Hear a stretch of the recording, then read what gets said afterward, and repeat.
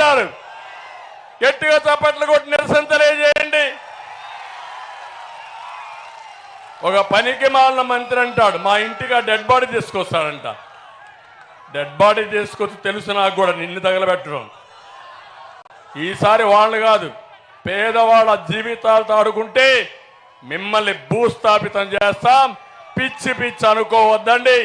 ప్రజల్ని ఇష్టానుసారంగా take it for granted అనుకుంటే మిమ్మల్ని వదిలిపెట్టమని చెప్పి నేను అడుగుతున్నా. తమలో నేను అడుగుతున్నా మిమ్మల్ని, కోనసీమలో ఎప్పుడైనా అల్లజరులు ఉన్నాయా? అల్లర్లు ఉన్నాయా? దాడులు ఉన్నాయా? విద్వేషాలు ఉన్నాయా? దోపిడీలు ఉన్నాయా? ఇప్పుడు వచ్చాయా లేదా? పులివెందుల కంటే అధ్వానంగా ఉందా లేదా? ఉందా లేదా? ఎవరి కారణం దీనికి? ఒక సైకో ఊరికొక సైకోను తయారు చేస్తారా మీరు? నేను ఎప్పుడు చూశాను, కోనసీమ గోదావరి జిల్లాలు ఎంత మంచి జిల్లాలంటే పౌరుషంగా పరుషంగా మాట్లాడే తెలియని జిల్లాలు మీరు. మంచినీళ్ళు అడిగితే కొబ్బరి నీళ్ళు ఇచ్చే మనస్తత్వం మీద అవునా కాదా అని మిమ్మల్ని అడుగుతున్నా. ఒకప్పుడు సమైక్య ఆంధ్రప్రదేశ్లో రాష్ట్రం మొత్తం 5 డిస్ట్రిబ్యూషన్ కంపెనీస్ ఉంటే ఇది విశాఖపట్నంలో ఉండేది. ఈ డిస్ట్రిబ్యూషన్ కంపెనీ ఒక్కరు కూడా తప్పుడు కరెంటు వాడడం కానీ, బిల్లు కట్టకుండా పోవడం కానీ, ఫ్రాడ్ చేయడం తెలియని మనుషులు ఈ యొక్క ఉత్తరాంధ్ర గోదావరి జిల్లాలు. అంత మంచి జిల్లాల్ని ఈరోజు మీరు తగలబెట్టే పరిస్థితికి వచ్చారు. నేను ఒకటే అడుగుతున్నా, ఈ ముఖ్యమంత్రిని మీరు అందరూ ఆలోచించండి. తమ్ముళ్ళు మద్యపాన నిషేధం అన్నాడా లేదా? అన్నాడా లేదా? మద్యపాన నిషేధం చేశాడా నేను అడుగుతున్నా. ఇంకొక మాట చెప్పాడా లేదా? మద్యపాన నిషేధం చేయకపోతే ఓటు అడగనని చెప్పాడా లేదా? ఎందుకు అడుగుతున్నా ఓటు? ఓటు అడగనని చెప్పావు, ఇప్పుడు ఓటు అడిగే హక్కు నీకుందా అని నేను అడుగుతున్నా మిమ్మల్ని అందరినీ. నేను అడుగుతున్నా, ఏం తమ్ముళ్ళు మద్యం మా మందుబాబులు కూడా ఉంటారు కొంతమంది ఇక్కడ.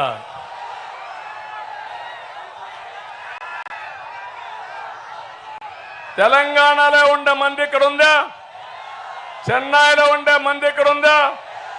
అన్ని జగన్మోహన్ రెడ్డి బ్రాండే కదా, జే బ్రాండ్లే కదా.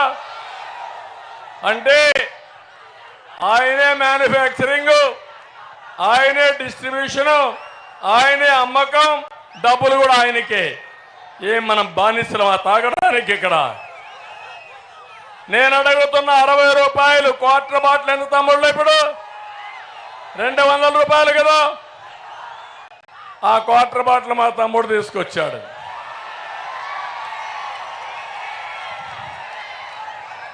₹60 క్వార్టర్ బాటిల్ 200 అమ్ముతున్నారు అంటే 140 రూపాయలు ఎక్కువ అమ్ముతున్నారు. అవునా కాదా? అది కూడా తాగితే గోయిందా గోయిందా. ఆరోగ్యం పోతా ఉందా లేదా? కొంతమంది చనిపోతున్నారా లేదా? అంటే మీ ప్రాణాలతో చెలగాడమంటే ఈ జలగ మనకు అవసరమా అని మిమ్మల్ని అడుగుతున్నా. 140 రూపాయలు ఎవరికి పోతున్నాయి? జగన్మోహన్ రెడ్డికి అవునా కాదా? మందు షాపుల్లో ఆన్లైన్ పేమెంట్స్ ఉన్నాయా తమ్ముళ్ళు? పేటీఎం ఉందా లేదా? మీ ఊర్లో కిరాణా కొట్లో పేటీఎం ఉందా లేదా? టీ స్టాల్లో ఉందా లేదా? సిగ్గుందా ఈ ముఖ్యమంత్రికి? అంటే అడిగేవాళ్ళు లేడని నీ ఇష్ట ప్రకారం మాట్లాడితే మేము ఇంటా కూర్చోవాలనా? నీ బ్రతుకే ఒక ఫేక్ బ్రతుకు నీది. నీచ రాజకీయాలు నీవి. ఆ నీచ రాజకీయాలకు నేను ఒకటే అడుగుతున్నా, అందరిలో అసంతృప్తి ఉందా లేదా అని మిమ్మల్ని అడుగుతున్నా. ఉందా లేదా? అన్ని వర్గాలు నష్టపోయారా లేదా? రైతులు నష్టపోయారా లేదా? రైతు కూలీలు నష్టపోయారా లేదా? చిరు వ్యాపారస్తులు నష్టపోయారా లేదా? తమ్ముళ్ళు ఇసుక దొరుకుతా ఉందా? మీకు దొరుకుతా ఉందా? నేను పోయినసారి ఇక్కడికి వచ్చాను, డంపులు చూశారు, ఒక కొండలుగా తయారు చేశారు. అక్కడ నిలబడుకొని ఛాలెంజ్ చేశాను, ఎవడు రమ్మని. ఎవడు రాలా, పారిపోయారు. సిగ్గు కూడా లేదు. తర్వాత కూడా అమ్ముతూనే ఉన్నారు. తూర్పుగోదావరి జిల్లాలో ఇసుక దొరుకుతుంది, కానీ వీళ్ళు వచ్చినాక మీకు ఇసుక దొరికిందా? నేనున్నప్పుడు 1000 రూపాయలు ఒక ట్రాక్టర్. ఇప్పుడు ఎంత ఒక లారీ? ఒక ట్రాక్టర్ ఎంత ఇప్పుడు? 5000 అవునా కాదా? ఎవడికి పోతుంది డబ్బులు? అంటే లిక్కర్ మాఫియాకు డాన్ ఈ జగన్మోహన్ రెడ్డి, శాండ్ మాఫియాకు డాన్ ఈ జగన్మోహన్ రెడ్డి.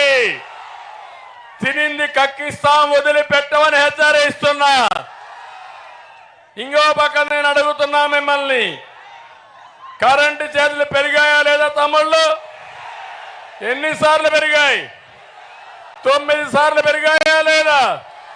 200 రూపాయల బిల్లు ఎంత వస్తా ఉంది ఇప్పుడు? 1000 రూపాయలు వస్తా ఉందా లేదా? అంటే 5 రెట్లు పెంచేశాడా లేదా అని మిమ్మల్ని అడుగుతున్నా. నేనున్నప్పుడు కరెంట్ ఛార్జీలు పెరిగాయా మీకు? పెంచానా నేను? నాణ్యమైన కరెంట్ వచ్చిందా లేదా? ఎందుకు రాలేదు? ఎందుకు కరెంట్ ఇవ్వలేకపోయావు? ఏం చెప్పావు ఎన్నికల ముందు? కరెంటు ఛార్జీలు పెంచని చెప్పావా లేదా? చెప్పిన తర్వాత ఎందుకు పెంచావు? పెంచితే నీకు ఓటేసి అడిగే హక్కుందా అని మిమ్మల్ని అందరిని అడుగుతున్నా. ఇంకొక పక్క తమ్ముళ్ళు, రిజిస్ట్రేషన్ ఛార్జీలు పెరిగాయి, చెత్త మీద పన్ను పడింది, వృత్తి పన్ను పడింది, నిత్యావసర వస్తువుల ధరలన్నీ పెరిగిపోయినాయి. పెరిగాయా లేదా? ఆర్టీసీ రేటు పెరిగాయి. అన్నీ పెరిగిపోయి నేను 10 రూపాయలు ఇస్తున్నా, 10 రూపాయలు ఇస్తున్నా 100 సార్లు చెప్తాడు. నువ్వు ఇచ్చేది 10, దోచేది ఎంత తమ్ముళ్ళు? దోచేది ఎంత? 100 రూపాయలు దోచేస్తున్నావు నువ్వు. దొంగ నాటకాలొద్దు. నీకు పరిపాలన చేత కాదు. చేత కాకుండా మా పేదవాడిని నిరుపేద చేస్తున్నావు. ఒక్క మాట చెప్తున్నాను తమ్ముళ్ళు, మీరందరూ గుర్తుపెట్టుకోవాలి, మా ఆడబిడ్డలందరూ. ఈరోజు మీరు ఒకసారి చూస్తే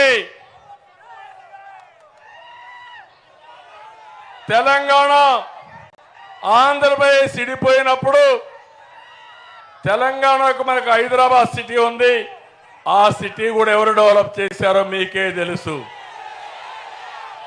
సైబరాబాద్ తో మొదలుపెట్టి ఔటర్ రింగ్ రోడ్డు కానీ, ఇంకో పక్క విమానాశ్రయం కానీ, నాలెడ్జ్ ఎకానమీకి అన్ని మనం చేసిన పనులే. ఎవరినైనా సరే అక్కడ చిన్న ఆటో డ్రైవర్ని అడిగినా ఇప్పుడే కాదు, చరిత్రలో ఎప్పుడైనా చెప్తారు. అది అయిన తర్వాత మీరు చూస్తే మనకు వాళ్ళకి తలసరి ఆదాయం వ్యత్యాసం 30% ఉంది. అంటే అక్కడ కంటే మనం 30% తెలంగాణ కంటే తక్కువ ఉంది. నేను ఒక ప్రతిష్టగా తీసుకున్నా, ఒక రోషంగా తీసుకున్నా. నేను డెవలప్ చేసిన హైదరాబాదు తెలంగాణకి వెళ్ళింది. ఆంధ్రప్రదేశ్ ప్రజలు నష్టపోయారు. నేను కష్టపడాలని అమరావతి, పోలవరం పరిశ్రమలకు ప్రాధాన్యత ఇచ్చాను. ఒక 5 ఏళ్లలో కియా మోటార్స్ తీసుకొచ్చి ప్రపంచమంతా కార్లు పరిగెత్తే పరిస్థితి వచ్చిందంటే, కరువు జిల్లా అనంతపురంలో కార్ల పరిశ్రమ వచ్చిందంటే అది మన బ్రాండ్ అని చెప్పి నేను మీకు అందరికీ తెలియజేస్తున్నా. అది అయిన తర్వాత మీరు ఒకసారి చూస్తే మనం ఓడిపోయాం. ఓడిపోతే నేను ఆ రోజు 5 ఏళ్లు కష్టపడి 35% వ్యత్యాసాన్ని 27% తగ్గించాను. మనం ఓడిపోయి 19 నుంచి 24 వరకు 45% పెరిగిపోయింది వ్యత్యాసం. అంటే ఒకప్పుడు 35, నా సమర్థత వల్ల 27%, ఇప్పుడు అసమర్థ ముఖ్యమంత్రి వల్ల 40%. ఇతనే ఉంటే మనకు వాళ్లకు 100% పెరిగిపోతుంది. ఇది నీ అభివృద్ధి అని నేను అడుగుతున్నా. నువ్వు చేసింది ఇదే కదా అని నేను అడుగుతున్నా. నేను ఒకటే అడుగుతున్నా మిమ్మల్ని అందరినీ, సంక్షేమం సంక్షేమం అంటాడు. నీ సంక్షేమం కాదు, సంక్షోభం. నేను ముఖ్యమంత్రిగా ఉన్నప్పుడు 100 కార్యక్రమాలు ఇచ్చానా లేదా తమ్ముళ్ళు అని మిమ్మల్ని అడుగుతున్నా. ఇప్పుడు నేను అన్నా క్యాంటీన్ ఉందా ఈరోజు? తమిళనాడులో ఉందా లేదా? కర్ణాటకలో ఉందా లేదా? ఆంధ్రప్రదేశ్ ఎందుకు లేదని అడుగుతున్నా. రెండోది, ఇంకో పక్క మీరు చూస్తే చంద్రన్న బీమా ఉందా? ఇప్పుడు పెళ్లి కానుకలు ఉన్నాయా? దుల్హాన్ ఉందా? రంజాన్ తోఫా ఉందా? రైతులకు డ్రిప్ ఇరిగేషన్ ఉందా? విదేశ విద్య ఉందా? స్టడీ సర్కిల్ ఉందా? బెస్ట్ అవైలబుల్ స్కూల్స్ ఉన్నాయని అడుగుతున్నా. చేనేతలకు మత్స్యకారులకి సబ్సిడీలు ఇచ్చే పరిస్థితిలో ఉన్నారా? డప్పుకారులకి ఆ రోజు నేను ఉండగా పెన్షన్లు ఇచ్చా, అవన్నీ వస్తున్నాయా? ఎస్సీలకు సబ్ ప్లాన్ వస్తా ఉందని అడుగుతున్నా. బీసీలకు సబ్ ప్లాన్ ఉందని అడుగుతున్నా. ఆదరణ వస్తా ఉందని అడుగుతున్నా. మైనారిటీ కార్యక్రమాలు వచ్చాయని అడుగుతున్నా. ఏం చేశావు నీ సంక్షేమం? నేను 19.2% బడ్జెట్లో పెట్టా. నువ్వు పెట్టింది 15%. 4% నాకంటే తక్కువ పెట్టి డబ్బా కొట్టుకుంటున్నావు. 24 గంటలు అది చేశా ఇది చేశా అంటావు. నీ డబ్బా మాను, వాస్తవాలు చెప్పు. నేను 100 కార్యక్రమాలు ఇచ్చా. నువ్వు ఇచ్చింది నవరత్నాలు కాదు, నవ మోసాలవి. మద్యపాన నిషేధం అని మద్యపాన నిషేధానికి తూట్లు పొడిచిన వ్యక్తివి నువ్వు. అందుకే తమ్ముళ్ళు మీరందరూ ఒకటేసారి ఆలోచించుకోవాలి. ఎస్సీలకు ఎంత అన్యాయం చేశాడంటే ఒక్క సంక్షేమ కార్యక్రమం ఇచ్చాడా ఎస్సీలకి? ఇక్కడ ఒక ఎమ్మెల్యే ఉండేవాడు, ఇప్పుడు పక్క ఊరికి పోయాడు. శిరోమండనం చేశాడు ఎప్పుడో ఆయన. శిరోమండనం చేసిన ఆయన ఎస్సీలకు న్యాయం చేశాడు. ఈ పార్టీ ఎస్సీల ఓట్లు అడుగుతుంది. ఇంకొక ఎమ్మెల్సీ కాకినాడలో సుబ్రహ్మణ్యం అనే డ్రైవర్ని చంపి డోర్ డెలివరీ చేస్తాడు. ఎంత కండ కావరం ఉండాలి వీళ్ళకు, ఎంత కొవ్వెక్కిపోయి ఉండాలి. అవునా కాదా? జగన్మోహన్ రెడ్డి పక్కన పెట్టుకొని ఊరేగుతావు నువ్వు.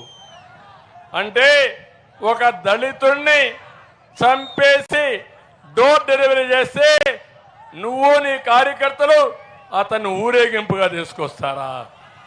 మీరు దళితుల్ని ఉద్ధరిస్తారా మీరు? అందుకే అడుగుతున్నా నేను ఎస్సీల్ని. ఎస్సీలకు న్యాయం చేసిన పార్టీ తెలుగుదేశం పార్టీ. ఇక్కడే బాలయోగిని లోకసభ స్పీకర్ చేసిన పార్టీ తెలుగుదేశం పార్టీ. అది నా బ్రాండ్, అది నా రేంజ్. జగన్మోహన్ రెడ్డి నీ బ్రాండ్ ఏంటి? ఒక్క ఎస్సీకి ఇచ్చావా భూమ్ భూమి నీ బ్రాండ్. నా బ్రాండ్ కియా మోటార్స్, నా బ్రాండ్. అవునా కాదా? అంటే నోరుందని నోరు బారేసుకుంటున్నాడు. నేను చెప్తున్నా, నీ నోటికి సీసం వేసేది కూడా నాకు తెలుసు బాగా. తమాషా అనుకోవద్దు.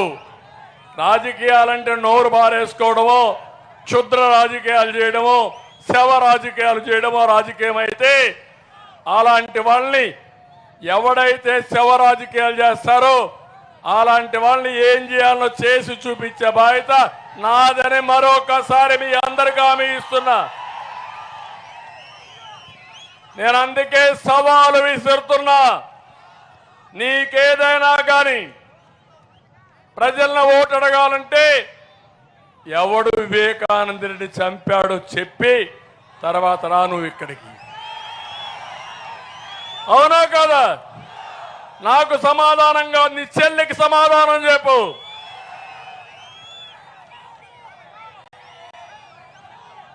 అంటే నువ్వు మమ్మల్ని అందరినీ గొడ్డలతో చంపేస్తానంటే మేము భయపడిపోవాలా? అవసరమైతే ఒక పని చేయి. ఫ్యాన్ అంతా అరిగిపోయింది, తిరగడం మానేసింది. ప్రజలు సిద్ధంగా ముక్కలు ముక్కలుగా కుందేసి డస్ట్బిన్లో మారడానికి సిద్ధంగా ఉన్నారా లేదా మీరు? కాబట్టి ఇప్పుడు గొడ్డలు గుర్తుపెట్టుకో. నీ ఎన్నికల గుర్తు గొడ్డలు గుర్తు పెట్టుకొని రా మా దగ్గరికి. నీకు అదొకటే మిగిలింది. ఎందుకంటే బెదిరిస్తావా నువ్వు? ఇదేం పులివెందల రాజకీయం అనుకుంటున్నావా? ఈస్ట్ గోదావరి జిల్లా కోనసీమ రామచంద్రాపురం కబద్దార్, జాగ్రత్తగా ఉండు. ఏం తమిళలో మీకు రోషం ఉందా లేదా? గొడ్డల రాజకీయాలు మీరు సహిస్తారా అని మిమ్మల్ని అడుగుతున్నా. విధ్వంసక రాజకీయాలు మీరు సహిస్తారని మిమ్మల్ని అడుగుతున్నా. మిమ్మల్ని నాశనం చేస్తా ఉంటే భయపడి ఇంట్లో పడుకుంటారా అని మిమ్మల్ని అడుగుతున్నా. నేను అడుగుతున్నా మా తమ్ముళ్ళు మీకు ఒక ఉద్యోగం ఇచ్చాడా? డిఎస్సి పెట్టాడా? జాబ్ క్యాలెండర్ ఇచ్చాడా? నేను పెట్టా డిఎస్సి. 14 సంవత్సరాల్లో 8 సార్లు డిఎస్సీలు పెట్టా. ఎన్టీ రామారావు గారు 3 సార్లు పెట్టా. మొత్తం 11 సార్లు పెట్టాం. ఇప్పుడుండే టీచర్లు 70% తెలుగుదేశం పార్టీ పీరియడ్ లో అపాయింట్ చేసిన వాళ్ళే. అది నా బ్రాండ్. నీ బ్రాండ్ 5 ఏళ్ళు ఒక డిఎస్సి పెట్టావా? మళ్ళీ హామీ ఇస్తున్నా, యువతకి నేను వస్తానే మెగా డిఎస్సి పెడతాం, ఉద్యోగాలు ఇస్తాం. మళ్ళీ తమ్ముళ్ళు జాబు రావాలంటే